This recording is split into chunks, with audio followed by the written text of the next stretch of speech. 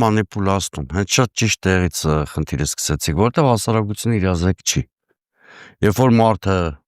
իրազեկ չի լինում, իրեն շատ հեշտ է Գեբելսյան քարոզչական մոդելով կամ հյուսիս կորեական նույնիսկ ինչ-որ ճշմարտություններ կեղծ սնուցել եւ կեղծ պատկեր ստանալ։ Դրա համար եմ ես ասում, եթե մարդը հրավիրում է բանավեճի նախկին նախագահներին, առաջին հերթին հասարակությանը պետք է իրազեկենք Մինսկի խմբի ներկայացրած այդ կարգավորման բոլոր փաթեթները եւ դրանց հայկական դիվանագիտության անդրադարձները, եթե մինչև համանախագահության լուծարումը տեսականորեն դրանք կարող են խորհրդապահական բնույթի փաստաթղթեր համարվել, շնորհիվ Ղարաբաղի կորստից հետո այլևս նման բան էլի անհետ էր լսելը, բայց այնուամենայնիվ, հիմա եթե չկա Մինսկի խումբ, չկա նաեւ այդ խորհրդապահությունը փաստաթղթերի, ըստ այդու ես առաջարկում եմ հրապարակել բոլոր փաստաթղթերը,